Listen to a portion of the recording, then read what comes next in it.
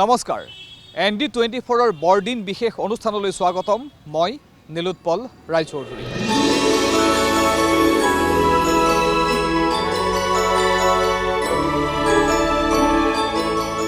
আমি ND24 বৰদিনৰ নামত নাচ গান নহয় ND24 বৰদিন উপলক্ষে আমি দৰ্শকসকলক এক তথ্য সমৃদ্ধ অনুষ্ঠান দেখুৱাৰ প্ৰয়াস কৰিম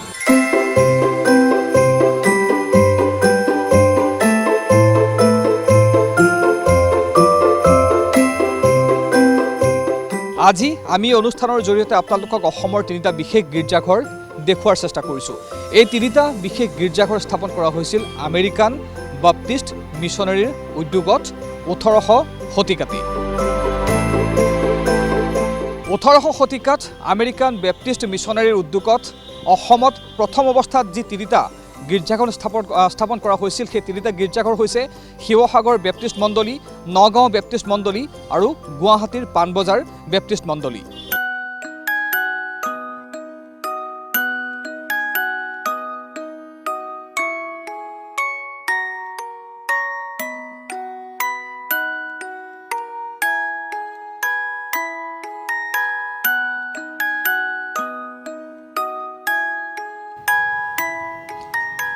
আৰু মই উপস্থিত আছো বৰ্তমান নগাঁও গীৰ্জাঘৰত অৰ্থাৎ নগাঁও বাপ্টিষ্ট মণ্ডলীত মই উপস্থিত আছো যেটো গীৰ্জাখন স্থাপন কৰা হৈছিল মাইলছ ব্ৰনছনৰ উদ্যোগত আৰু মোৰ হৈতে আছে অলিভ মেৰিয়ান যি এই গীৰ্জাঘৰটোৰ পাষ্টাৰ আপোনাক স্বাগতম জনাইছো ধন্যবাদ আগতে বৰদিনৰ শুভেচ্ছা জ্ঞাপন কৰিছো আপোনালৈ থাকিল আজি আমি ND24 বৰদিন উপলক্ষে নগাঁৱত আপোনালোকৰ এই গীৰ্জাঘৰত আহি উপস্থিত হৈছোহি আমাৰ উদ্দেশ্য এটাই হস্তীয়া নাচ গানৰ পৰিৱৰ্তে আমি অসমৰ যি তিনিটা ঐতিহ্যমণ্ডিত গীৰ্জাঘৰ আছে শিৱসাগৰ নগাঁও আৰু পাণবজাৰ এই গীৰ্জাঘৰ তিনিটাৰ যি ইতিহাস সেয়া আমি জনোৱাৰ চেষ্টা কৰিম তথ্যসমূহ দিয়াৰ চেষ্টা কৰিম লগতে বৰদিন উপলক্ষে এই গীৰ্জাঘৰ কেইটাৰ সমগ্ৰ পৰিৱেশ দেখুৱাৰ চেষ্টা কৰিম যেহেতু বৰ্তমান উপস্থিত আছো নগাঁৱৰ এই বাপ্টিষ্ট মণ্ডলী অৰ্থাৎ নগাঁও গীৰ্জাঘৰত ইয়াৰ এক ইতিহাস আছে 1845 চনতে এই গীৰ্জাঘৰ স্থাপন কৰা হৈছিল আৰু অতি তাৎপৰ্যপূৰ্ণ কথা যে একে সময়তে শিৱসাগৰ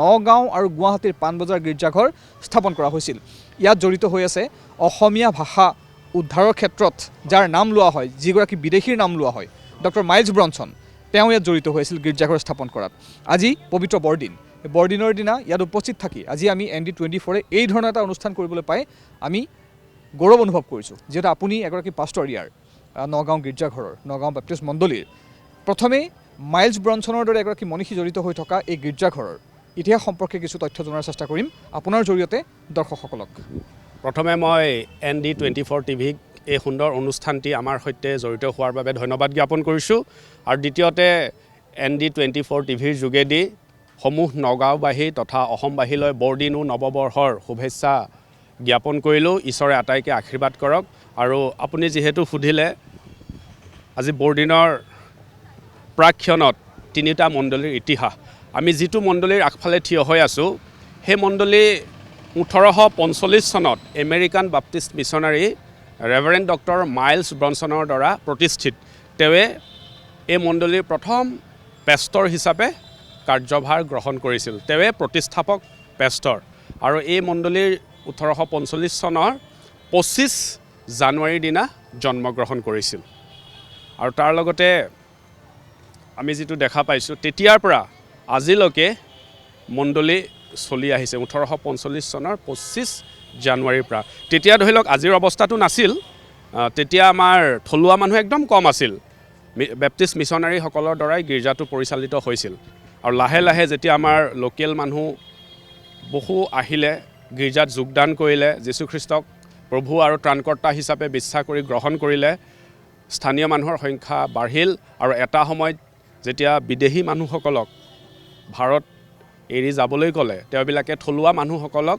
ইয়াৰ দায়িত্ব দি থৈ গ'ল আমি সেই কথাখিনি আমি আহিম তাৰ পূৰ্বে 1845 চনতে যেটো গীৰ্জাঘৰটো স্থাপন কৰা হৈছিল ডক্টৰ মাইলছ ব্ৰনছনৰ উদ্যোগত সেই সময়ত ইয়াত বিশেষকৈ নগাঁৱত চাগে খ্ৰীষ্টান ধৰ্মৰ মানুহ তেনেকৈ নাছিল 1845 চনত মই যিমান দূৰ জানো হিষ্ট্ৰীয়ে কয় তেতিয়ালৈকে নাছিল কাৰণ মাইলছ ব্ৰনছনে নগাঁও আহি পাইছিল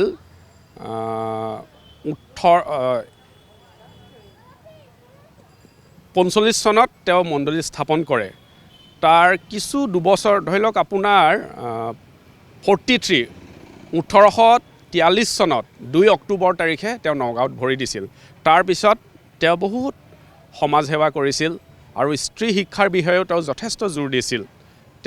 তেওঁৰ লগত আৰু এটা নাম আছে অন্যতম পিট হলেণ্ড মৰ, তেখেতৰ জৰিয়তে বহু কাম হৈছে। আৰু মাইলছ ব্ৰনছন দেৱে ইয়াত 2 অক্টোবৰ তাৰিখে আহি এই মণ্ডলীটো স্থাপন কৰিছিল। আৰু প্ৰথম 1846 চনত আমাৰ সোণাৰাম, ধনু, ধেনু, মেৰী ব্ৰনছন এইসকলক দীক্ষা দিছিল। তেনেকুৱাকৈ 1 বছৰৰ মূৰে মূৰে আৰু মানুহৰ সংখ্যা বাঢ়ি আজিৰ অৱস্থাটো মণ্ডলীয়ে পাইছে। এই সময়ত যেতিয়া 1845 চনত ইয়াত গীৰ্জাঘৰ স্থাপন কৰা হৈছিল, খ্ৰীষ্টান ধৰ্ম প্ৰচাৰৰ বাবে মাইলছ ব্ৰনছন ইয়ালৈ আহিছিল নগাঁৱলৈ। আপুনি উল্লেখ কৰিছে 1843 চনমানত তেখেত নগাঁৱলৈ আহিছিল।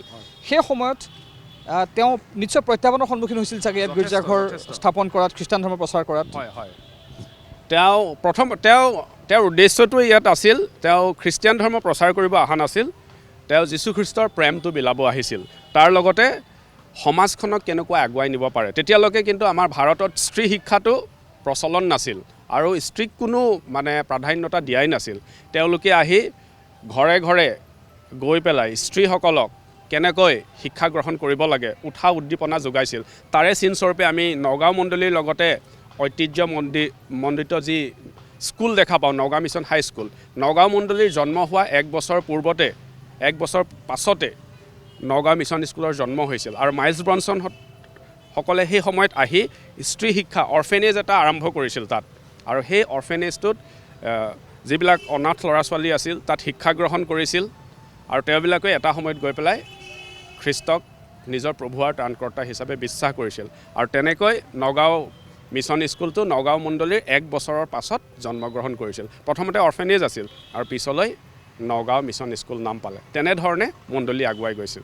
প্ৰত্যাহ্বানৰ কথাটো মই উল্লেখ কৰিছিলোঁ, কি ধৰণৰ প্ৰত্যাহ্বানৰ সন্মুখীন হৈছিল সেই সময়ত? প্ৰত্যাহ্বানটো কিয় পোৱা নাছিল, যিহেতু প্ৰথমতে তেওঁবিলাকে সমাজ ব্যৱস্থাটো মানুহবিলাকৰ দৈনন্দিন জীৱনটো কেনেকৈ আগুৱাই নিব পাৰে সেই বিষয়বস্তুবিলাকত তেওঁবিলাকে জোৰ দিছিল।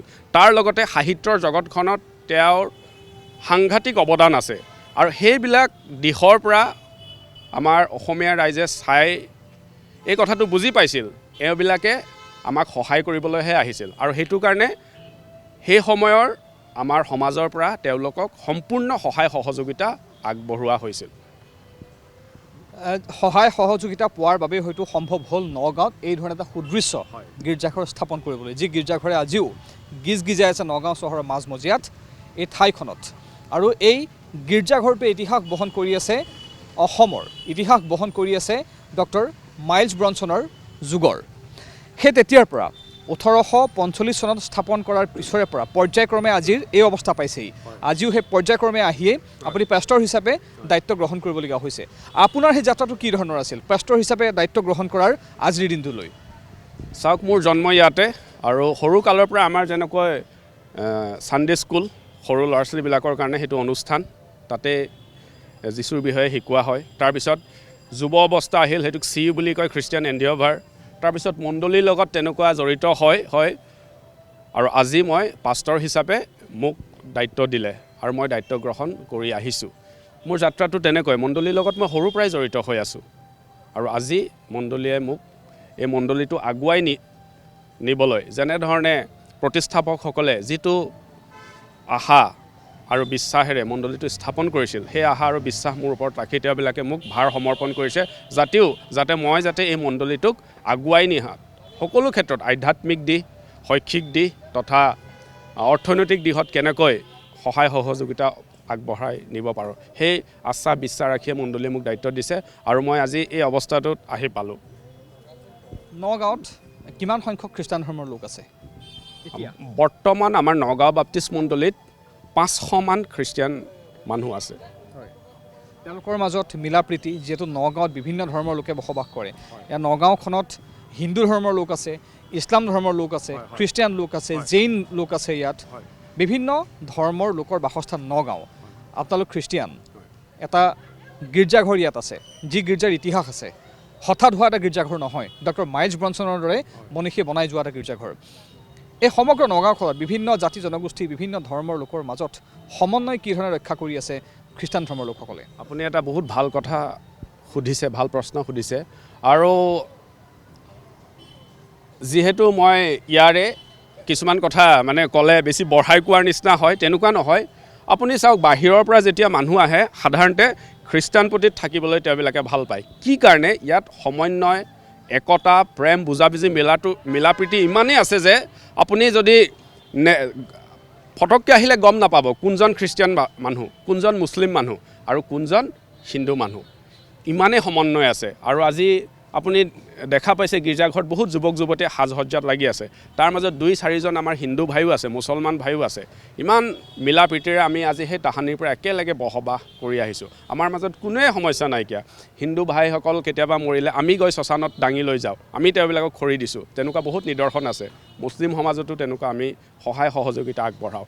খুব ভাল এটা বুজাবুজি, মিলা প্ৰীতিৰে আমি ভাতৃত্ব প্ৰেম বজাই ৰাখি আমি আগুৱাই গৈ আছোঁ।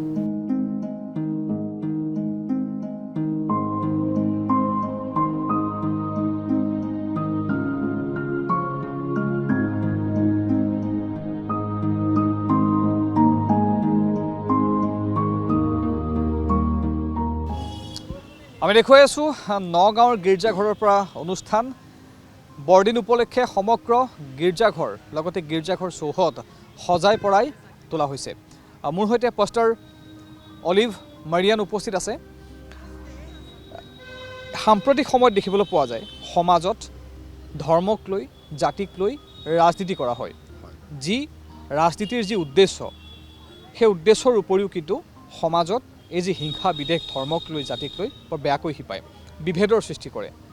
এতিয়া ডক্টৰ মাইলছ ব্ৰনছনে যেতিয়া নগাঁৱত খ্ৰীষ্টান ধৰ্ম মই কৈছিলোঁ প্ৰচাৰ কৰিবলৈ, আপুনি কৈছে যে একচুৱেলি প্ৰচাৰ নহয়, যীশু খ্ৰীষ্টৰ যি প্ৰেম, সেই প্ৰেম বিলাবলৈ লৈ আহিছিলে। সেই প্ৰেম জানো এতিয়া বৰ্তি আছে? এতিয়া হিংসা বিদ্বেষ দেখিবলৈ পোৱা গৈছে। ধৰ্মক লৈ, জাতিক লৈ, বৰ্ণক লৈ বিভিন্ন ইছ্যু ক্ৰিয়েট কৰা হয়। বিশেষকৈ ৰাজনীতিৰ আলম লৈ বিভিন্ন বিষয়ত বিভেদৰ সৃষ্টি কৰিবলৈ চেষ্টা কৰা হয়। সেই মাইলছ ব্ৰনছনে যিধৰণে যীশু খ্ৰীষ্টৰ প্ৰেম বিলাবলৈ ইয়ালৈ আহিছিল, সেই প্ৰেম জানো এতিয়াও আছে? বা সেই প্ৰেম যি উদ্দেশ্য, প্ৰেমৰ যি উদ্দেশ্য, যীশু খ্ৰীষ্টৰ প্ৰেম বিলাবলৈ ডক্টৰ মাইলছ ব্ৰনছন আহিছিল। আপোনালোক আজি নগাঁৱৰ এই গীৰ্জাঘৰৰ গুৰি ধৰোঁতা, আপুনি এগৰাকী পাষ্টাৰ, আপুনি কি ধৰণৰ প্ৰত্যাহ্বানৰ সন্মুখীন হৈছে? হয়, আপুনি কথাটো ঠিকেই কৈছে। কিছু ক্ষেত্ৰত আমি চাব গ'লে তাৰ ব্যতিক্ৰমী ঘটিছে। আগৰ যিটো পৰ্যায় আছিল, মানে সেই পাৰ্চেণ্টেজটো এতিয়া মেইনটেইন হৈ থকা নাই, কিছু কমিছে। কিন্তু তাৰ মাজতো আমি ক'ব নোৱাৰিম যে সম্পূৰ্ণভাৱে নাইকিয়া হৈ গ'ল। তাৰ মাজতো বহুতৰ মাজত আমাৰ এতিয়াও সেই প্ৰেম, ভাতৃত্ববোধটো এতিয়াও জীয়াই আছে। আৰু সেইটো সাধাৰণতে নিৰ্ভৰ কৰে সম্পৰ্কৰ ওপৰত। আমি যেতিয়া ইজনে সিজনৰ লগত এটা ভাল সম্পৰ্ক বজাই ৰাখিম, সেই প্ৰেমটো আমাৰ মাজত বিৰাজ কৰি থাকিব। আৰু আমি যেতিয়া নিজকে লৈ ব্যস্ত হ'ম, ইজনে সিজনৰ কথা চিন্তা নকৰিম, যেতিয়া আমি যিমানেই আমি নিজৰ হওঁ নহওঁ কিয়, প্ৰেমটো নাইকিয়া হৈ যায়। ইয়াৰ আঁৰতে মূল কথাটোৱে হৈছে সম্বন্ধ স্থাপন। যেতিয়া আমি সম্বন্ধ ভালকৈ বজাই ৰাখিম, নিশ্চয় প্ৰেমটো জীয়াই থাকিব। আৰু আপোনালোকে তাৰ বাবে কি কি পদক্ষেপ হাতত লৈছে? সাম্প্ৰতিক সময়ত কিন্তু এই ভাতৃত্ববোধ, এই প্ৰেম জীয়াই ৰখাটো অতি প্ৰয়োজনীয় হৈ পৰিছে। যিটো প্ৰসংগ, যি বিষয় হয়তো বিৰল বুলিয়ে কৈছোঁ মই আজিৰ সাম্প্ৰতিক সময়ছোৱাত। সৰু সৰু কথাত মানুহে কাজিয়া কৰে, হিংসা বিদ্বেষৰ সৃষ্টি কৰে। আপোনালোকে কি পদক্ষেপ গ্ৰহণ কৰিছে এই সাম্প্ৰতিক সময়ত সম্প্ৰীতিৰ লগতে প্ৰেম বৰ্তাই ৰখাৰ বাবে? চাওক, ইয়াৰ আৰু বহু ক্ষেত্ৰত আমি ঈশ্বৰৰ কাহো চাপিব লাগে। কাৰণ এজন মানুহে যেতিয়া সঁচাকৈ হৃদয়ৰ পৰা ঈশ্বৰক সেৱা কৰিব, ভজনা কৰিব, তেওঁ অন্তৰত হিংসা, ক্ৰোধ, কপটতা এইবিলাকে স্থান নাপায়। কিন্তু তেওঁৰ মনত এটা আৰু ভিতৰত এটা, বাহিৰত এটা যেতিয়া ভাৱ লৈ ঈশ্বৰৰ কাম কৰিব ওলাই আহিব, তেতিয়া নিশ্চয় তাত সমস্যাৰ সৃষ্টি হ'বই। কিন্তু আপুনি প্ৰকৃতভাৱে ঈশ্বৰক যদি সেৱা কৰিম বুলি ওলাই আহিছে, আপুনি সকলো সমস্যাৰ সন্মুখীন হ'ব পাৰিব। কোনোবাই আপোনাক বেয়া পালেও আপুনি, যিহেতু আপুনি ঈশ্বৰক জানে, ঈশ্বৰ হৈছে প্ৰেম, গতিকে আপোনাৰ বেলেগৰ প্ৰতি সেই প্ৰেমটো আহিব। আপুনি বেয়াটোক ভালেৰে জয় কৰিবলৈ চেষ্টা কৰিব। আপোনাক কোনোবাই ক্ষতি কৰিব বিচাৰিছে, আপুনি তাক কিন্তু ভাল ব্যৱহাৰ দিব। আৰু আপুনি চাব, এনেকৈ অলপ সময় মানুহজনৰ আপোনাৰ প্ৰতি বেয়া ভাৱ থাকিব পাৰে, কিন্তু এটা সময়ত তেওঁ নিজেই অনুতপ্ত হ'ব, যিজন মানুহক মই বেয়া কৰি আছোঁ কিন্তু তেওঁ মোক প্ৰেম কৰি আছে, ভাল ব্যৱহাৰ কৰি আছে, এদিন তেওঁ নিজে সলনি হৈ যায়। আৰু সেইটো আশা লৈয়ে আমি বেয়াক ভালেৰে জয় কৰিবলৈ আমি চেষ্টা কৰি আছোঁ। আৰু এই সাম্প্ৰতিক সময়ৰ কথাৰ আলম লৈ মই আৰু এটা কথা উল্লেখ কৰিব বিচাৰিছোঁ যে এই সাম্প্ৰতিক সময়ছোৱাত শেহতীয়াকৈ বহু ঘটনা পৰিলক্ষিত হৈছে য'ত বিভিন্ন খ্ৰীষ্টান ধৰ্ম প্ৰচাৰকৰ বিৰুদ্ধে বিভিন্ন অভিযোগ উত্থাপন হৈছে। আপোনালোক অসমৰ এই নগাঁৱৰ আপোনালোক থলুৱা, আপোনালোক জন্মৰ পৰা খ্ৰীষ্টান ধৰ্মৰ এই মণ্ডলীৰ লগত জড়িত হৈ আছে। আপুনি এগৰাকী পাষ্টৰ হিচাপে এতিয়া কাম কৰিছে, কিন্তু আপুনি পূৰ্বৰে পৰা বেপ্টিষ্ট মিছনেৰীৰ লগত, বেপ্টিষ্ট মণ্ডলীৰ লগত আপুনি জড়িত হৈ আছে। আপোনালোকৰ দৰে থলুৱা লোক, যিসকল খ্ৰীষ্টান ধৰ্মৰ লোক বা প্ৰচাৰক বা যাজক, আপোনালোকৰ বিৰুদ্ধে কিন্তু কোনো অভিযোগ উত্থাপন নহয়, আপোনালোকৰ বিৰুদ্ধে এটা শব্দ উচ্চাৰণ কৰা নহয়। কিন্তু বাহিৰৰ পৰা যিসকল লোকে শেহতীয়াকৈ, মই মাইলছ ব্ৰনছনৰ সেই দিনবোৰৰ কথা ক'বলৈ যোৱা নাই, শেহতীয়াকৈ এতিয়া এই 2-4 বছৰৰ আগত বা খুব বেছি 5-10 বছৰৰ আগৰ পৰা যিসকল লোকে অসমত প্ৰৱেশ কৰি বা উত্তৰ পূৰ্বাঞ্চলৰ বিভিন্ন স্থানত প্ৰৱেশ কৰি খ্ৰীষ্টান ধৰ্ম প্ৰচাৰৰ বাবে আহিছে, তেওঁলোকৰ বিৰুদ্ধে কিন্তু বিভিন্ন অভিযোগ উত্থাপন হৈ আহিছে, বিভিন্ন ইছ্যু তেওঁলোকক লৈ সৃষ্টি হৈ আহিছে, যাৰ বাবে হিংসা বিদ্বেষৰ সৃষ্টি হ'বলৈ ধৰিছে। এই ধৰণৰ পৰিৱেশ কিয় সৃষ্টি হৈছে? যি পৰিৱেশ আপোনালোকৰ দৰে থলুৱা যিসকল খ্ৰীষ্টান ধৰ্মৰ লোক আছে, আপোনালোকৰ দৰে যিসকল থলুৱা পাষ্টৰ আছে, এই ধৰণে গীৰ্জাঘৰৰ দায়িত্ব লৈ থকা লোক আছে, আপোনালোকৰ বিৰুদ্ধে কিন্তু কোনো অভিযোগ নাই, আপোনালোকে খুব সমিল মিলেৰে চলি গৈছে। এই বাহিৰৰ পৰা যিসকল আহে, যিসকল বহিৰাগত, তেওঁলোকৰ বিৰুদ্ধে সততে কিন্তু অভিযোগ উত্থাপন হয়, তেওঁলোকৰ বিৰুদ্ধে কিন্তু বহুতে মাত পাতে। কিহৰ কাৰণে এই পৰিৱেশৰ সৃষ্টি হৈছে? চাওক, তেনেধৰণৰ এতিয়া এনেকুৱা এটা পৰিস্থিতি কেতিয়াবা সৃষ্টি হ'ব পাৰে, কাৰণ ফটককৈ বাহিৰৰ পৰা যেতিয়া এজন মানুহ আহিব, তেওঁ আমাৰ পৰিৱেশ পৰিস্থিতিটো একো নাজানি পেলাই যদি কিছু পদক্ষেপ গ্ৰহণ কৰে, তেওঁতো সমস্যাৰ সন্মুখীন হ'বই। ক'ত কি চলে, ক'ত কি নচলে তেওঁ নাজানি যদি ফটককৈ কিবা এটা কাম আগুৱাই যায়, নিশ্চয় তেওঁ প্ৰত্যাহ্বানৰ সন্মুখীন হ'ব। আমি উদাহৰণস্বৰূপে চাওঁ মাইলছ ব্ৰনছনৰ হিষ্ট্ৰীটো। প্ৰথমতে সমাজ ব্যৱস্থাটো বুজি, মানুহখিনিক চিনি, তেওঁবিলাকৰ অৱস্থাটো জানি কেনেধৰণে আমি তেওঁবিলাকক সহায় কৰিব পাৰোঁ।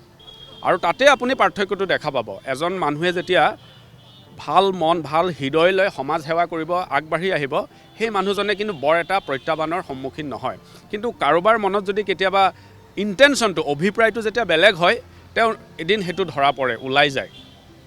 আৰু এইটো ডিফাৰেঞ্চ থকাৰ কাৰণে মইতো তেনেধৰণেই ভাবোঁ। বাকী যিসকলে ভাল মন লৈ সমাজ সেৱাটো কৰি আহিছে, তেওঁবিলাকে এতিয়া প্ৰত্যাহ্বানৰ সন্মুখীনটো হোৱা নাই। কাৰণ আপুনি মানুহক টকা পইচাৰে কিনিব নোৱাৰিলেও প্ৰেমেৰে কিন্তু কিনিব পাৰিব। আৰু মূল বাণীটো হৈছে প্ৰেম। আৰু নগাঁৱত যিহেতু খ্ৰীষ্টান ধৰ্মৰ মানুহ তাকৰ, যদিও তাকৰ, কিন্তু এই মানুহখিনি উল্লেখনীয়। আপুনি উল্লেখ কৰিছে খ্ৰীষ্টানপট্টি, য'ত এই গীৰ্জাঘৰটো আছে, খ্ৰীষ্টানপট্টি নামেৰে অঞ্চলটো জনাজাত। নগাঁৱলৈ যিসকল লোকে কৰ্মসূত্ৰে হওক বা বসবাস কৰিবলৈ হওক আহে, এই অঞ্চলটো বাছনি কৰি ইয়াত লয়, নহয় জানো? এতিয়া আপুনি এগৰাকী খ্ৰীষ্টান ধৰ্মৰ মই ধৰ্মগুৰু বুলিয়ে ক'লোঁ, এগৰাকী দায়িত্ব লৈ থকা ব্যক্তি এই গীৰ্জাঘৰৰ, আপুনি কি আহ্বান জনাব খ্ৰীষ্টান ধৰ্ম সমাজৰ হৈ সমগ্ৰ অসমবাসীলৈ? আপুনি এগৰাকী থলুৱা খ্ৰীষ্টান ধৰ্মী লোক হিচাপে। মই আজি এই বৰদিনৰ প্ৰাকক্ষণত মই এইটোৱে মানে চবকে এটা মেছেজ দিব বিচাৰিছোঁ, যিহেতু সমাজৰ দিনবোৰ আগত থাকি সলনি হৈ গৈছে। আমি যদি চাবলৈ যাওঁ, দিন একেই আছে, মানুহে সলনি হৈছে। গতিকে মই এইটোৱে ক'ব বিচাৰোঁ যে আমি বেয়াটোক সদায় ভালেৰে জয় কৰিব পাৰোঁ।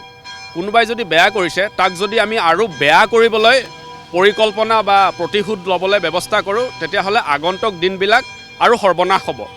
গতিকে আমি এইটোৱে প্ৰয়াস কৰিব লাগে, কেনেকৈ আমি বেয়াটোক ভালটোৰে জয় কৰোঁ, কেনেকৈ আমি কোনোবাই যদি আমাক ক্ষতি কৰিছে, কেনেকৈ আমি তেওঁক ক্ষমা দিওঁ। আৰু এই ফৰ্মুলাটো লৈ যদি আমি আগবাঢ়ি যাওঁ, আৰু আহিব লগা দিনবিলাকত হয়তো আপোনাৰ ঘৰত তলা মাৰিব আমাৰ লগা নহ'ব পাৰে, জেল কোৰ্ট কছাৰী নহ'ব পাৰে, যদি গোটেই সমগ্ৰ মানুহবিলাকে এনেধৰণৰ বুজাবুজি মিলাপ্ৰীতি এৰা ধৰাৰ মাজে যদি চলিব বিচাৰে। মানে মূল কথাটোৱে হৈছে বেয়াক আমি ভালেৰে কেনেকৈ জয় কৰিব পাৰোঁ, সেইটোৱে মূল কথা। আৰু ইয়ালৈ যিসকল লোক আহে, আমি ইতিমধ্যে উল্লেখ কৰিছোঁৱেই যে কেৱল খ্ৰীষ্টান ধৰ্মৰ লোকেই নহয়, ইয়াত ইছলাম ধৰ্মৰ লোক আহে, ইয়াত জৈন লোকসকল আহে, শিখ লোকসকল ইয়ালৈ আহে, হিন্দু ধৰ্মৰ লোক ইয়ালৈ আহে। সেইসকল লোকক কি ধৰণে স্বাগতম জনায় আপোনালোকে, বা তেওঁলোক আহিলে আপোনালোকৰ কেনেকুৱা অনুভৱ হয়? আমাৰ গীৰ্জাত যেতিয়া অন্য ধৰ্মীৰ লোকসকল আহে, আমি তেওঁবিলাকক মণ্ডলীৰ হৈ পেলাই ধন্যবাদ দিওঁ, কৃতজ্ঞতা জ্ঞাপন কৰোঁ। কেতিয়াবা আমাৰ টি পাৰ্টি হয়, তেওঁবিলাকত আমি ভাগ ল'ব দিওঁ আৰু বিশেষকৈ আলহীসকল আহিলে আমাৰ মণ্ডলীৰ যি গামোচা, আমাৰ যিটো অসমীয়া প্ৰথা, আমি গামোচাৰে তেওঁবিলাকক আদৰণি জনাওঁ। তেনেধৰণে আমি চলি আছোঁ।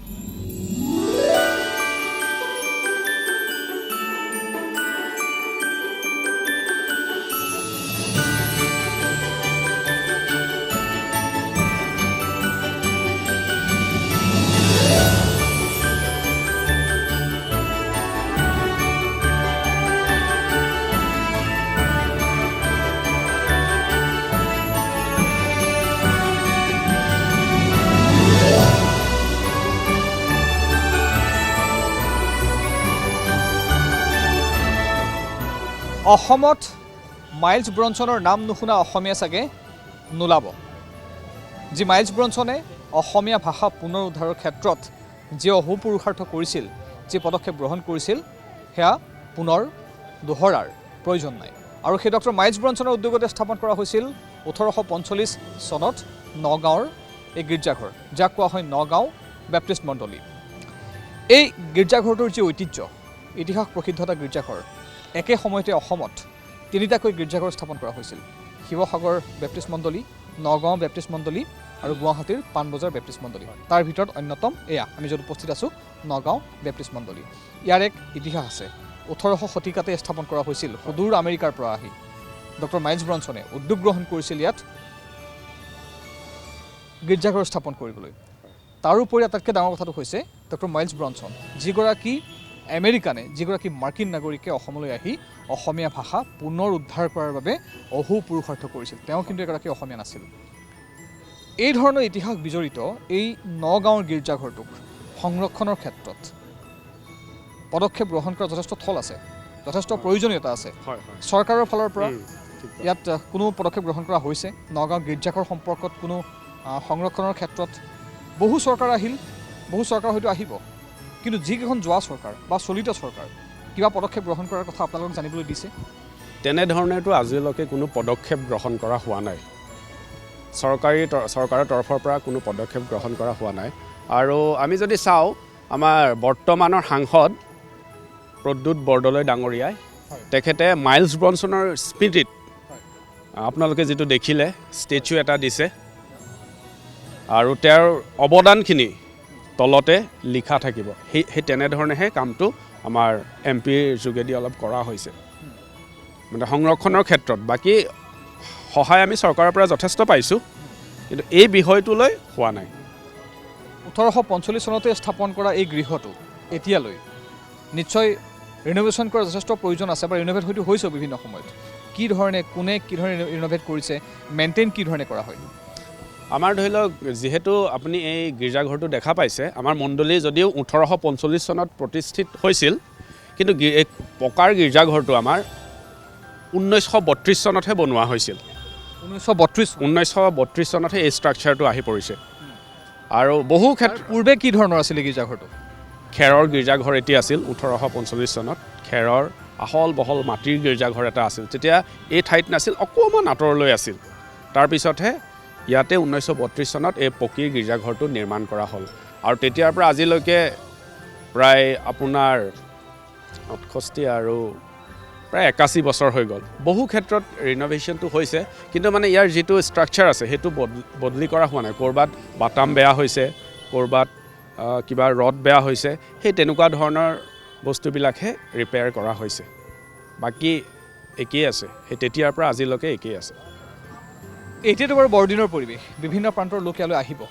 কেৱল খ্ৰীষ্টান ধৰ্মৰেই নহয়, বিভিন্ন ধৰ্মৰ লোক ইয়ালৈ আহি এবাৰ যীশুখ্ৰীষ্টক স্মৰণ কৰিব। ইয়াৰ উপৰিও ৰাজ্যৰ বিভিন্ন প্ৰান্তৰ পৰা হয়তো বহু লোক ইয়ালৈ আহে, কেৱল নগাঁওবাসী বুলিয়ে নহয়। যদি আহে, ক'ৰ পৰা লোকসকল ইয়ালৈ আহে বাৰু বৰদিনৰ উপৰিও? এনেই ধৰি লওক, বৰদিনততো লোকেল মানুহখিনিয়ে, নগাঁওবাসী ৰাইজে আহে। তাৰ উপৰিও অসমৰ বিভিন্ন জেগাৰ পৰা মণ্ডলীলৈ মানুহ আহে, আমাৰ ষ্টেটৰ বাহিৰৰ পৰাও আহে। তেনেকুৱা ধৰণৰ বিভিন্ন ঠাইৰ পৰা আমাৰ মানুহ আহে।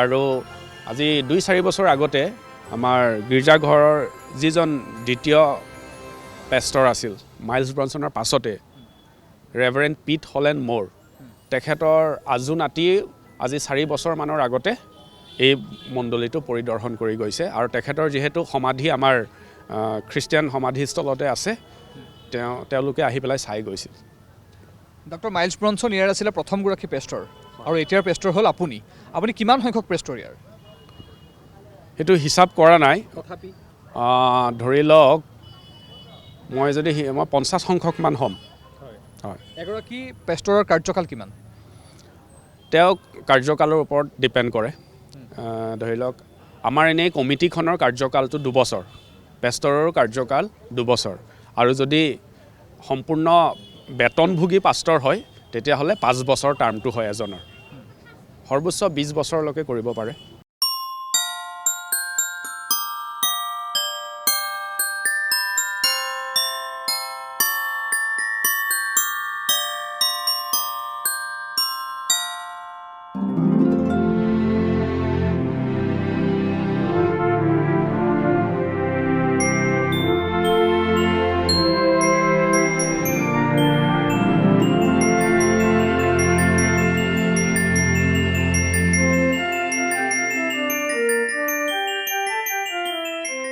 নগাঁৱৰ ইতিহাস প্ৰসিদ্ধ গীৰ্জাঘৰলৈ যে কেৱল খ্ৰীষ্টান ধৰ্মৰ লোকসকলে আহে সেয়া নহয় বৰদিন উপলক্ষে দেখিবলৈ পাইছে বিভিন্ন ধৰ্মৰ লোকে ইয়ালৈ আহি সমাগম কৰে দুগৰাকী যুৱতী আছে নগাঁৱৰ তোমাৰ নাম নমস্কাৰ মোৰ নাম শ্ৰী পৰিস্মিতা দেৱী তোমাৰ মধুস্মিতা হাজৰিকা আৰু পৰিস্মিতা দেৱী দুয়োগৰাকী আজি আছে আমাৰ সৈতে অনুষ্ঠানত যিহেতু নগাঁৱৰ বেপ্টিষ্ট মণ্ডলী নগাঁও গীৰ্জাঘৰ এটা ইতিহাস প্ৰসিদ্ধ গীৰ্জাঘৰ অসমত যি 3টা প্ৰথম গীৰ্জাঘৰ স্থাপন কৰা হৈছিল তাৰ ভিতৰত অন্যতম এইটো এই গীৰ্জাঘৰটোলৈ তোমালোক কেতিয়া আহা বৰদিনৰ সময়ত চাগে বেছিকৈ আহা বৰদিনৰ সময়তে বেছিকৈ অহা হয় ইয়াত ভালকৈ চেলিব্ৰেট কৰে বহুত মানুহ আহে ভাল লাগে আৰু সন্ধিয়া সময়ত চবেই মানে বহুত বেছি ভাল লাগে আৰু আজি আহি কেনেকুৱা লাগিছে আজি বহুত ভাল লাগিছে বহুতখিনি মানুহ সমাগম হৈছে চবেই কৰোণা প্ৰট'কল মানি আহিছে তথাপিও ভাল লাগিছে চব একলগ হ'লে ভাল লাগে আৰু বহুত ধুনীয়া ডেক'ৰেশ্যন কৰিছে কি কৰিলা ফটো উঠিলোঁ ইমান ধুনীয়াকৈ পৰিৱেশটো সজাই তুলিছে নহয় জানো ইয়াত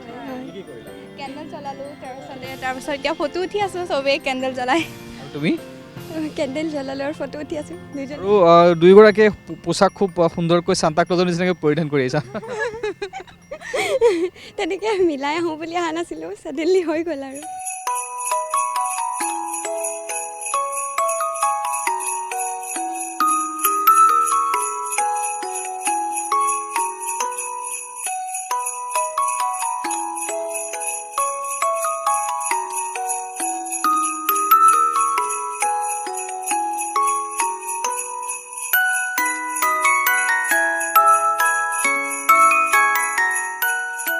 এটা ঐতিহ্যমণ্ডিত গীৰ্জাঘৰ নগাঁও বেপ্টিষ্ট মণ্ডলী ইয়ালৈ বহু ঠাইৰ লোকে আহি ভিৰ কৰে আৰু বৰদিন উপলক্ষে উখল মাখল পৰিৱেশ ইয়াত দেখিবলৈ পোৱা গৈছে মোৰ সৈতে আছে মৃণাল কুমাৰ দাস নগাঁও বেপ্টিষ্ট মণ্ডলীৰ সম্পাদক আপোনাক স্বাগতম জনাইছোঁ অনুষ্ঠানলৈ বৰদিন উপলক্ষে আয়োজন কি ধৰণৰ চলিছে বৰদিন উপলক্ষে 176 বছৰ গৰকা নগাঁও বেপ্টিষ্ট গীৰ্জাঘৰে এইবাৰ 16 দিনীয়া কাৰ্যসূচীৰে বৰদিন আৰু নৱবৰ্ষ কাৰ্যসূচী উদযাপন কৰিবলৈ হাতত লৈছে আৰু এই কাৰ্যসূচীৰ অন্তৰ্গত যোৱা 17 তাৰিখৰ পৰা 21 তাৰিখলৈকে মণ্ডলীৰ যুৱক যুৱতীসকলে গীত মাতেৰে প্ৰত্যেকটো পৰিয়াললৈ বৰদিনৰ আনন্দৰ বাতৰি কঢ়িয়াই আনে 22-23 তাৰিখে সেই একেই যুৱক দলে গীৰ্জাঘৰ তথা ইয়াৰ সম্পূৰ্ণ চৌহদ সুন্দৰকৈ সজাই পৰাই তোলে 24 তাৰিখে খ্ৰীষ্টমাছ ইভ সন্ধ্যা 6টা বজাত উপাসনা অনুষ্ঠিত হয় আৰু 25 ডিচেম্বৰ আজি বৰদিনৰ পুৱা 10:30 বজাত বৰদিনৰ বিশেষ উপাসনা কাৰ্যসূচী অনুষ্ঠিত হয় আৰু আজিৰ এই কাৰ্যসূচীত গুৱাহাটীৰ ডক্টৰ মাখনলাল দাসদেৱে প্ৰভুৰ বাণী নগাঁও উৎসৱ উদযাপনৰ কমিটিৰ সৌজন্যত আহে আৰু তেখেতে এই বাণী প্ৰচাৰ কৰে তাৰ পিছতেই 27 আৰু 28 তাৰিখে বৰদিনৰ খেল ধেমালি কাৰ্যসূচী অনুষ্ঠিত হ'ব 28 তাৰিখে আৰ্ট কম্পিটিশ্যন অনুষ্ঠিত হ'ব 29 আৰু 30 তাৰিখে কুইজ কম্পিটিশ্যন অনুষ্ঠিত হ'ব 21 তাৰিখে বছৰক বিদায় দিয়াৰ উদ্দেশ্যে নিশা 11:30 বজাত উজাগৰি নিশাৰ উপাসনা ৱাচ নাইট ছাৰ্ভিচ কাৰ্যসূচী অনুষ্ঠিত হ'ব আৰু তাৰ পিছতে নৱবৰ্ষক আদৰিবলৈ 1 জানুৱাৰী তাৰিখে পুৱা 10:30 বজাত নৱবৰ্ষৰ উপাসনা আৰু এই উপাসনাৰ অন্তত 12:30 বজাত সমূহ মণ্ডলীৰ ভাই ভনীসকলৰ সৈতে সমূহীয়া ভোজেৰে এই উৎসৱ কাৰ্যসূচীৰ অন্ত পৰিব। প্ৰতি বছৰে এই ধৰণে কৰা হয়? প্ৰতি বছৰে আমি এইদৰেই কাৰ্যসূচী পালন কৰোঁ। পৰম্পৰাগতভাৱে এই কাৰ্যসূচী আমাৰ বহু বছৰৰ পৰাই চলি আছে। আৰু এবাৰ যিহেতু ক'ভিডৰ এক সংহাৰ পুনৰ দেখিবলৈ পোৱা গৈছে, অমিক্ৰণক লৈ শংকিত হৈছে সমগ্ৰ বিশ্বকে, ক'ভিডৰ বাবে যথেষ্ট প্ৰভাৱিত হৈছে চাগে? নিশ্চয় আমিও সেই সকলোৰ প্ৰতি লক্ষ্য ৰাখি, ক'ভিড তথা অমিক্ৰণৰ প্ৰতি লক্ষ্য ৰাখি চৰকাৰে যি SOP জাৰি কৰিছে সেই SOP সম্পূৰ্ণ পালন কৰি মাস্ক পৰিধান কৰি নিৰ্দিষ্ট দূৰত্ব ৰাখি আৰু চেনিটাইজাৰ ব্যৱহাৰ কৰি নিৰ্দিষ্ট সংখ্যক লোকেৰেহে এই কাৰ্যসূচী পালন কৰিবলৈ আয়োজন কৰিছোঁ।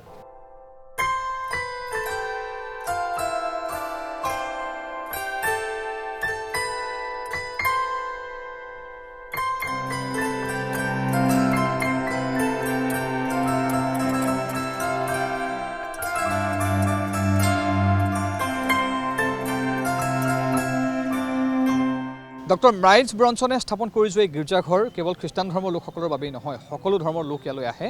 এক সম্প্ৰীতিৰ বাৰ্তা বহন কৰিছে নগাঁৱৰ এই গীৰ্জাঘৰে। মোৰ সৈতে আছে আনোৱাৰ পাৰভেজ, নগাঁৱৰ এগৰাকী বিশিষ্ট নাগৰিক, এগৰাকী প্ৰবক্তা। আপোনাক স্বাগতম জনাইছোঁ আমাৰ এই বিশেষ অনুষ্ঠানলৈ। হয়, নমস্কাৰ। আপুনি যিহেতু নগাঁৱৰ এগৰাকী স্থানীয় ব্যক্তি, আপুনি এগৰাকী ইছলাম ধৰ্মীয় লোক, কিন্তু আজি আপোনাক দেখিবলৈ পোৱা গৈছে গীৰ্জাত। নিশ্চয় এই কথাটোৱে সমন্বয় বাৰ্তা বহন কৰিছে। লগতে এনেকুৱা এটা পৰিৱেশ পোৱাৰ বাবেহে আপুনি আজি এগৰাকী ইছলাম ধৰ্মৰ লোক হৈও নগাঁৱৰ এই খ্ৰীষ্টান ধৰ্মৰ গীৰ্জাঘৰলৈ আহিবলৈ আপুনি মন কৰিছে, নহয় জানো? হয়, এই গীৰ্জাঘৰৰ কাষতেই মোৰ ঘৰ আৰু এই গীৰ্জাঘৰৰ লগত সম্বন্ধ তাৰমানে মই যেতিয়াৰ পৰাই মই জানো, যিমান দিনৰ পৰা মানে হাফ পেণ্ট পিন্ধা অৱস্থাৰ পৰাই গৈছোঁ, তেতিয়াৰ পৰা আমি গীৰ্জাঘৰত আহোঁ। আৰু ডিচেম্বৰ অহাৰ লগে লগেই আমাৰ মনত মানে এটা উৎসাহ উল্লাস, তেখেতসকলৰ লগত আমি মিলিজুলি ভোজ ভাত খাওঁ, বিভিন্ন ধৰণৰ হেৰি কৰোঁ, প্ৰেয়াৰ হয়। আজি আচলতে 24 বা 25 তাৰিখে যিটো আমাৰ মানে 24-25 যিটো মেইন হেৰি কাৰ্যসূচী, এই কাৰ্যসূচী 24-25 কাৰ্যসূচীবিলাকত আমাৰ কি হয়, আমি ওতঃপ্ৰোতভাৱে জড়িত হওঁ তেখেতসকলৰ লগত। আৰু আমি আমাৰ এতিয়া আজি সংখ্যালঘু মৰ্চাৰ তৰফৰ পৰা আজি আমাৰ ইয়াৰ যিগৰাকী ফাদাৰ অলিভ মৰিয়ম, তেখেতক আমি তেখেতৰ লগতে আৰু ফাদাৰ বাকী আমাৰ গীৰ্জাৰ লগত জড়িত যিসকল গণ্যমান্য ব্যক্তি আছে তেখেতসকলক আমি সম্বৰ্ধনা জনাবলৈ ওলাইছোঁ। আৰু তেখেতসকলৰ সম্বৰ্ধনাৰ লগতে এই কাৰ্যসূচী আজিলৈকে জিলাই হওক বা মণ্ডল পৰ্যায়তে হওক এনেকুৱা ধৰণৰ কাৰ্যসূচী, বৃহৎ কাৰ্যসূচী হাতত লোৱা নাই। আৰু আমি এইকাৰণেই ল'ব বিচাৰিছোঁ, ইয়াত আমি অকল মুছলিম সম্প্ৰদায়সকলে আহিছোঁ এইটো নহয়, আমি আৰু এটা কথা ক'ব বিচাৰিছোঁ, ইয়াত জৈনসকল আছে, ইয়াত শিখ আছে, মনোজ জৈন আছে, তাৰপিছত আপোনাৰ সিং আহিছে, তাৰপিছতে আপোনাৰ আমাৰ খ্ৰীষ্টানসকলো আমাৰ যিখিনি আমাৰ কমিটিত আছে তেখেতসকলো আছে, তাৰপিছত আমাৰ ইছলাম সম্প্ৰদায়ৰ মানুহখিনিও আছে, যিখিনি সংখ্যালঘু মানে গোটেই সংখ্যালঘু মানুহখিনিয়ে আছে। আৰু আমি এটা কথা বাৰ্তা বিচাৰিব বিচাৰিছোঁ, আমাৰ সমন্বয়ৰ বাৰ্তা। আমি সকলো একে আচলতে, ধৰ্ম বুলিবলৈ কোনো হেৰি বুলিবলৈ বেলেগ কোনো একো হেৰি নাই। আমি মনৰ শান্তি, মানসিক শান্তি এটা দৰকাৰ। আমাৰ যিটো মানসিক শান্তি আমি ক'ত পালে পাওঁ? আমি গীৰ্জাত আহিলে পাওঁ। মোৰ যেতিয়া দেউতাৰ যেতিয়া অসুখ হৈছিল, দেউতাৰ যেতিয়া এটা সময়ত মই মনত আছে সৰু থাকোঁতে খুব বেছি অসুখ হৈছিলে, অসুস্থ হওঁতে মই মছজিদলৈ যোৱা নাছিলোঁ, কিন্তু মই ইয়াত আহি পেলাই কেণ্ডেল জ্বলাইছিলোঁ। আচৰিত পালে এইটোৱেই কথা যে আমি সেইবিলাক বস্তু আমি কেতিয়াও পাহৰিব নালাগে। আৰু আমি তেখেতসকলে মোৰ কাৰণে প্ৰেয়াৰ কৰিছিলোঁ। মোৰ মাজতে অসুস্থ হৈ গৈছিলোঁ, গীৰ্জাৰ ঘৰৰ পৰা মোক গুৱাহাটী দিছপুৰ হস্পিটেলত মই যেতিয়া বেছি ICUত আছিলোঁ, তেতিয়া ইয়াৰ পৰা ফোন কৰিছিলে তেখেতসকলে, মোক ফোন কৰিছিলে যে তোমাৰ কাৰণে আমি ইয়াত হেৰি কৰিছোঁ, তুমি চিন্তা কৰিব নালাগে। তেওঁলোকে আনকি 7 দিন কণ্টিনিউছ মোৰ কাৰণে এই অলিভ মৰিয়মে ফাদাৰে মানে মোৰ কাৰণে কেণ্ডেল জ্বলাইছিলে। আৰু তেখেতসকলৰ এইখিনি বস্তু আমি কেতিয়াও পাহৰিব নোৱাৰোঁ। আৰু এইখিনি বস্তু মূল্যাংকন কৰা নহয় তাৰমানে। আৰু আমি আজি ক্ষুদ্ৰতম আমি এটা মানে এনেই আমি উপহাৰ হিচাপে বা আমি চিন হিচাপে বা আমাৰ নিজৰ ফালৰ পৰা মৰমৰ হেৰি হিচাপেহে তেখেতসকলক কৃতজ্ঞতা হিচাপেহে তেখেতসকলৰ ওচৰত আহি আমি থিয় হৈছোঁ। আৰু আমি বৰদিন হওক, আমি আগন্তুক আহি থকা নৱবৰ্ষৰ উদযাপন কৰিবলৈও আমি একেলগে আহোঁ। আগতে ইয়াত এখন ফাংচন হয় ডাঙৰ, এতিয়া ক'ভিডৰ যিহেতু মহামাৰীৰ কাৰণে আমি সেই ক'ভিড ফাংচনখন বৰ্তমান হেৰি কৰা হৈছে, মানে বাতিল কৰা হৈছে। তাকেই আমি বিশ্বাস কৰোঁ যে আমি এইখিনি যথেষ্টখিনি আমি আগবাঢ়ি আহিছোঁ। আৰু আমি সকলোৱে সন্মিল মিলাই আগৰ পৰাই আছোঁ। সম্প্ৰীতি বান্ধোন আপুনি খ্ৰীষ্টানপ্ৰীতি, নগাঁৱৰ খ্ৰীষ্টানপ্ৰীতি আহিলে আপুনি নগাঁৱৰ সম্প্ৰীতি বান্ধোন ইয়াতে দেখা পাব। ইয়াত আজিলৈকে কোনো দিনাখন হাই হুৰুমি হোৱা নাই, কোনো দিনাখন কাজিয়া হোৱা নাই, কোনো দিনাখন অসমত যিমান অশান্ত পৰিস্থিতি হৈ গৈছে, আমাৰ ইয়াত আমি সকলো সুন্দৰভাৱে আমি আছোঁ। হিন্দু, মুছলিম, শিখ, খ্ৰীষ্টিয়ান গোটেইখিনি আমি সকলোৱে হেৰি আছোঁ। আৰু আজিও আমি সেই বাৰ্তাটোৱেই ৰাইজৰ মাজত আমি আগবঢ়াই দিবলৈ লৈছোঁ।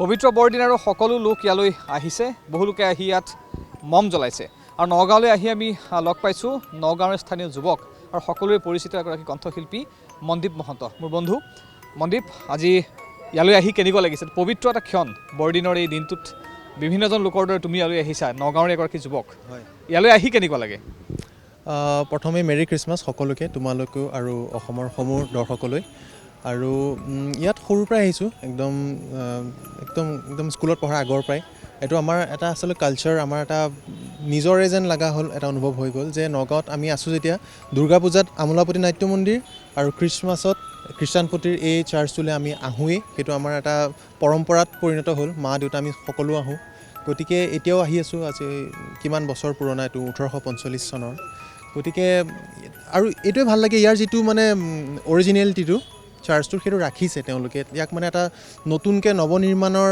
মানে হেৰিত আনি পেলাই সলনি কৰি দিয়া নাই তাৰমানে পুৰণা যিটো ভাইব তাৰ ঘৰটোৰ গোটেই কনষ্ট্ৰাকশ্যনটো একেই ৰাখিছে সেইকাৰণে ভাল লাগে আহি আৰু সকলোৱে কেনে আহে এতিয়াও ভাল লাগে শিৱসাগৰ নগাঁও আৰু পাণবজাৰ গীৰ্জাঘৰ অসমৰ ইতিহাস প্ৰসিদ্ধ তিনিওটা গীৰ্জাঘৰৰ তথ্য আমি দিয়াৰ চেষ্টা কৰিম আজিৰ অনুষ্ঠানৰ জৰিয়তে শিৱসাগৰৰ গীৰ্জাঘৰৰ তথ্যসমূহ দিব আমাৰ শিৱসাগৰৰ সাংবাদিক কৌস্তুভমণি কাকতিয়ে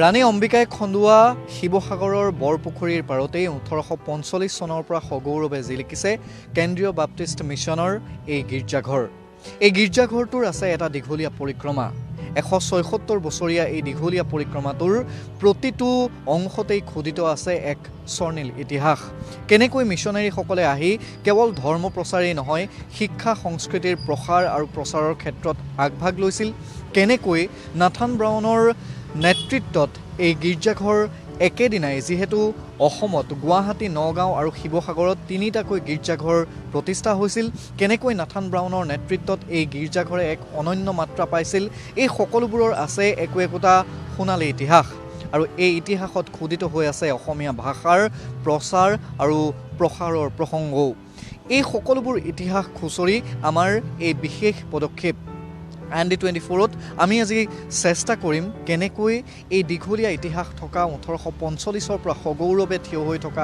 এই গীৰ্জাঘৰে প্ৰাণ পাই উঠিলে কেনেকৈ খ্ৰীষ্ট ধৰ্মৰ প্ৰচাৰৰ বাবে মিছনেৰীসকলে আহি এই গীৰ্জাঘৰৰ জৰিয়তে শিৱসাগৰৰ বিভিন্ন প্ৰান্তত বিদ্যালয় প্ৰতিষ্ঠা কৰিছিল বা উজনি অসমৰ বিভিন্ন প্ৰান্তত শিক্ষানুষ্ঠান প্ৰতিষ্ঠা কৰিছিল কেনেকৈ অসমীয়া ভাষাৰ প্ৰচাৰ আৰু প্ৰসাৰ কৰিছিল এই সকলোখিনি সামৰি আমি কিছু আভাস দিবলৈ আজি ND24ৰ দৰ্শকসকলক চেষ্টা কৰিম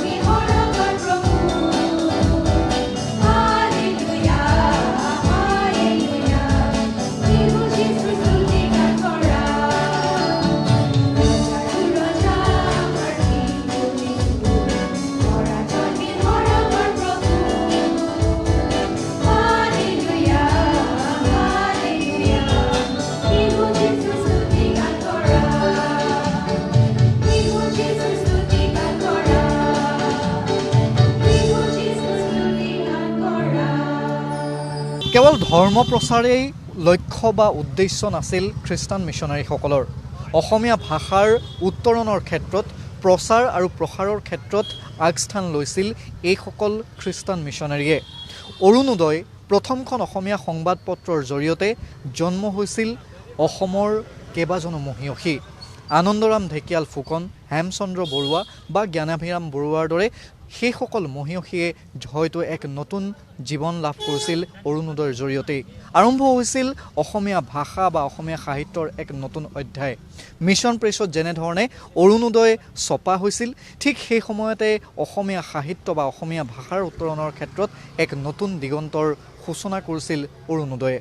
পৰৱৰ্তী সময়ত উজনি অসম বা শিৱসাগৰতো বিভিন্ন শিক্ষানুষ্ঠান প্ৰতিষ্ঠা কৰিছিল এইসকল মহান মিছনাৰীয়ে।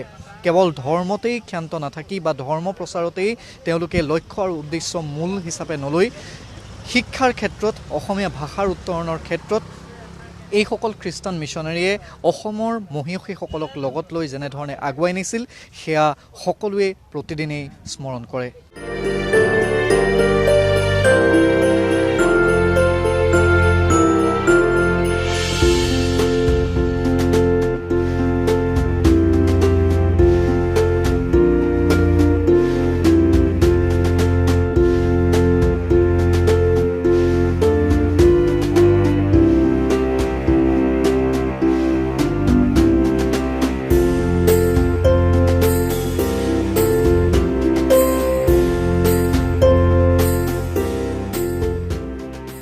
আচলতে খ্ৰীষ্টান মিছনাৰীসকল, বেপ্টিষ্ট মিছনাৰী আমি বুলি যি কওঁ, আমেৰিকান বেপ্টিষ্ট মিছনাৰীসকল অসমলৈ আহিছিল মূলতঃ খ্ৰীষ্টান ধৰ্মৰ প্ৰচাৰৰ কাৰণে।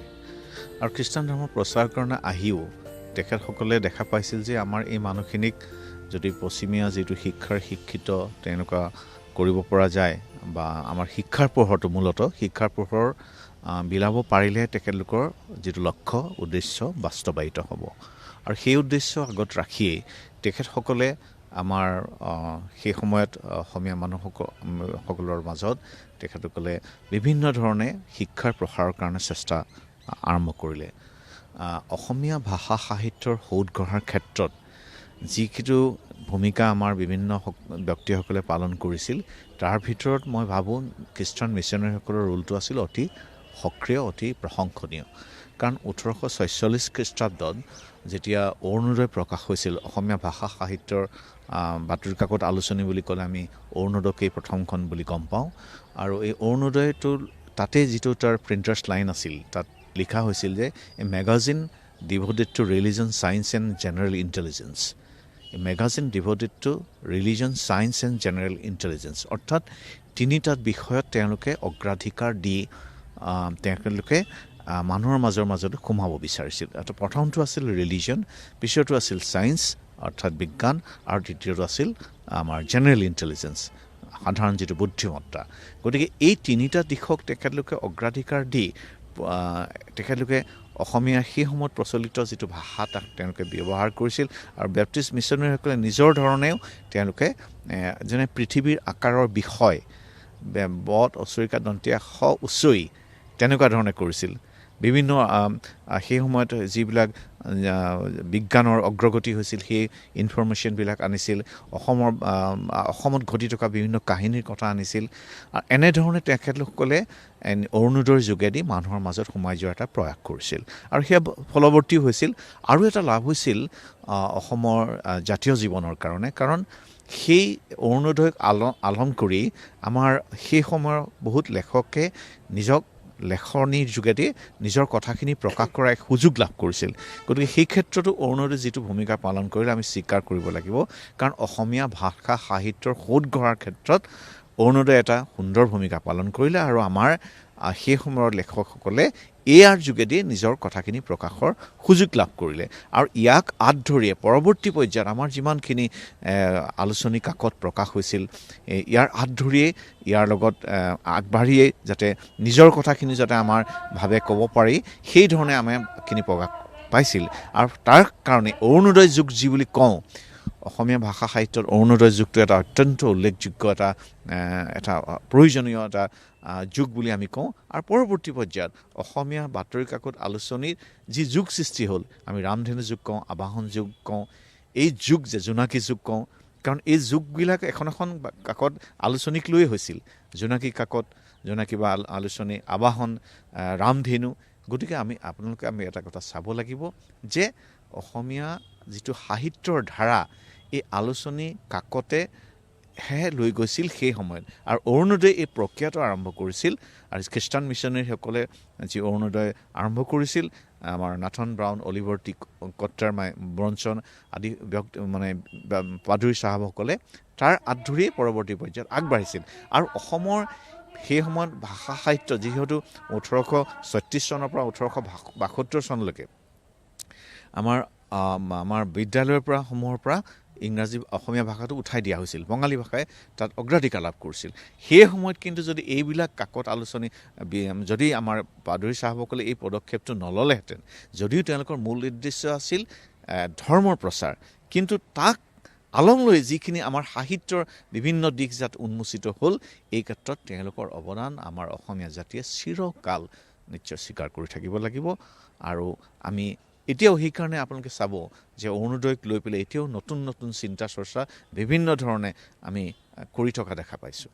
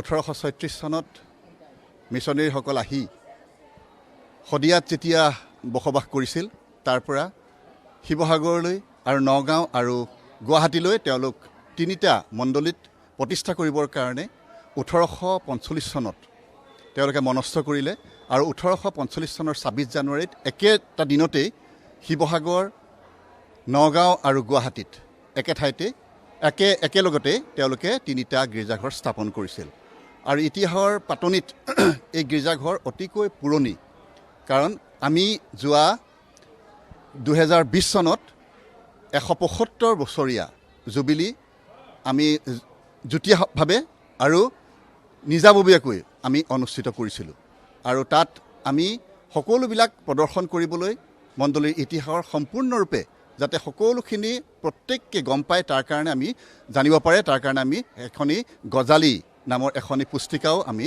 প্ৰস্তুত কৰিছিলোঁ আৰু গজালিত সবিশেষ সকলো কথা তাত অতি তত্ত্ববোধকভাৱে সকলোবিলাক লিপিবদ্ধ কৰা হৈছে আৰু তাতে সকলোবিলাক যিসকলে গজালি পাইছে তেওঁলোকে তাত সকলোবিলাক পাব আৰু তাৰ উপৰিও ই অতি পুৰণি ইতিহাস থকা এটি মণ্ডলী হয় আৰু এই মণ্ডলীত এতিয়ালৈকে প্ৰায় 27জন পালকে কাৰ্যনিৰ্বাহ শেষ কৰিছে গতিকে লৈ আমি অতি গৌৰৱেৰে ক'ব পাৰোঁ আজি এই পবিত্ৰখনত যাতে এই মণ্ডলী এটি অতি পুৰণি আৰু ঐতিহ্যমণ্ডিত মণ্ডলী বুলি ইতিহাসত লিপিবদ্ধ আছে গতিকে লৈ আমি আজি অতি সুখী আজি পবিত্ৰ বৰদিনৰ দিনা এনে এটি কাৰ্যৰ মাধ্যমেৰে প্ৰত্যেকজন ব্যক্তিয়ে বৰদিনৰ শুভবাৰ্তা আমি ঘোষণা কৰিবৰ কাৰণে আৰু যদি ইয়াত কৰিবলগীয়া সকলো কাৰ্যৰ মাধ্যমেৰে স্তুতি প্ৰশংসা গৌৰৱ আৰু ঈশ্বৰৰ সকলো কাৰ্য নিয়াৰিকৈ ক'বৰ কাৰণে যি সকলো ধৰ্মীয় কথা সেই সকলোখিনি আমাৰ পালক মহোদয় শ্ৰীযুত বীৰেন গোৱালাদেৱে সেই সকলো কথা সুন্দৰকৈ পাতি আনি দিব ধন্যবাদ Thank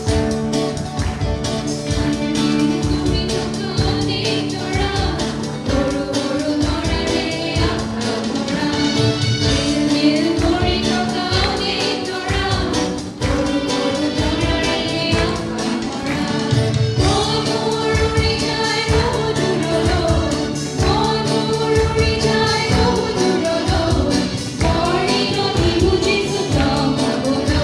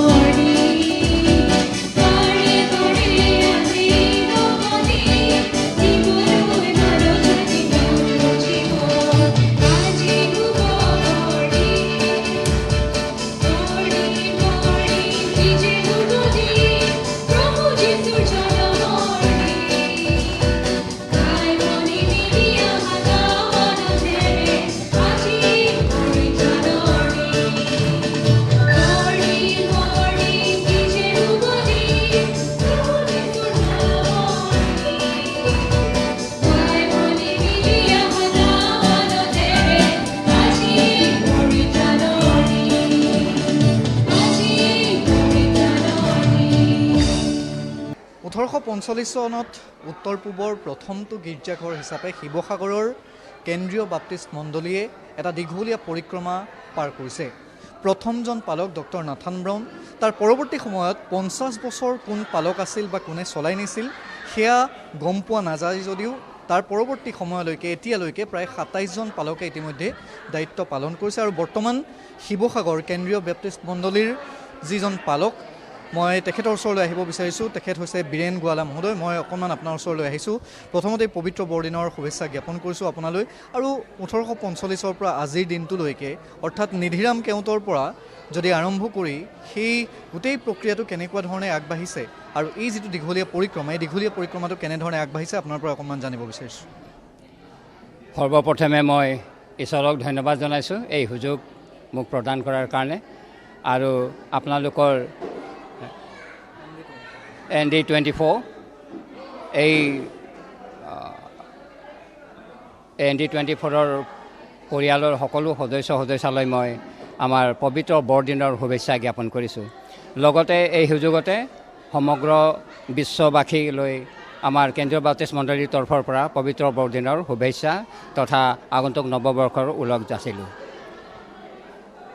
আমাৰ খ্ৰীষ্টিয়ান সমাজৰ কাৰণে 1836 চনটো অতি প্ৰয়োজনীয় এটা উল্লেখযোগ্য বৰ্ষ হয়। কাৰণ 1836 চনতেই আমেৰিকান বাপ্টিষ্ট মিছন ছ'চাইটিয়ে মিছনেৰী কেইগৰাকীমানক আমাৰ অসমলৈ প্ৰভু যীশুখ্ৰীষ্টৰ প্ৰেমৰ বাণী কঢ়িয়াই আনিবলৈ তেওঁবিলাকক অসমলৈ প্ৰেৰণ কৰিছিল। আৰু সেই মিছনেৰীসকলৰ ভিতৰত বিশেষকৈ এতিয়া মই তেওঁবিলাকক শ্ৰদ্ধাৰে তেওঁবিলাকৰ পবিত্ৰ নাম মই সোঁৱৰণ কৰিব বিচাৰোঁ। তেওঁবিলাক হৈছে Nathan Brown, Cyrus Barker, Miles Bronson.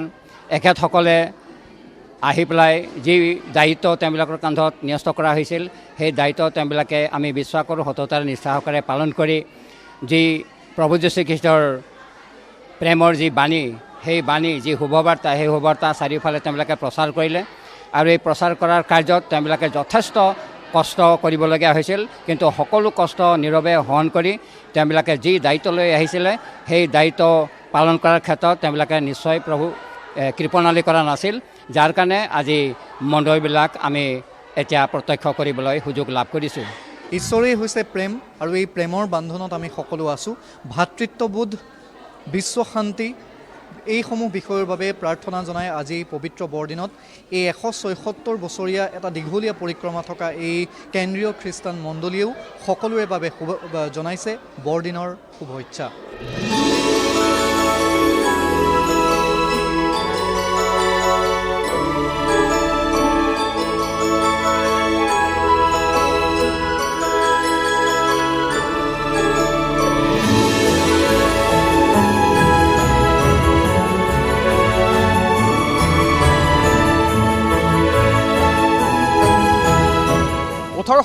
চনতেই শিৱসাগৰ, নগাঁও আৰু গুৱাহাটীৰ পাণবজাৰত এই তিনিওটা গীৰ্জাঘৰ একেলগে প্ৰতিষ্ঠা কৰি মাইলছ ব্ৰনছন, অলিভাৰ কাটাৰ, নাথান ব্ৰাউনহঁতে কেৱল খ্ৰীষ্টান ধৰ্মৰ প্ৰচাৰ কৰাই নহয়, অসমীয়া ভাষাৰ প্ৰচাৰ আৰু প্ৰসাৰৰ ক্ষেত্ৰতো গুৰুত্বপূৰ্ণ ভূমিকা গ্ৰহণ কৰিছিল।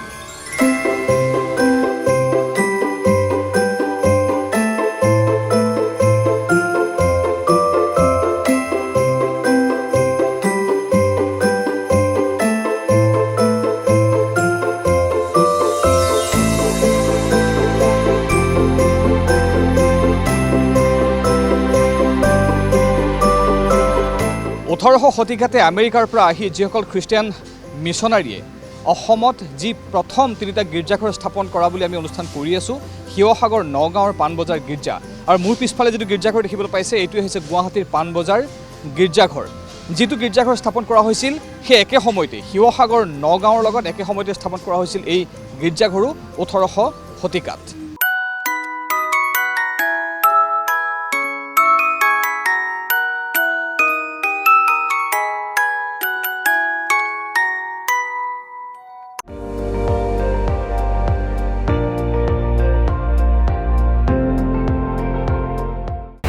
আপুনি চাই আছে ND24, সৰ্বশ্ৰেষ্ঠ নহয় সৰ্বোত্তমৰ দৌৰত।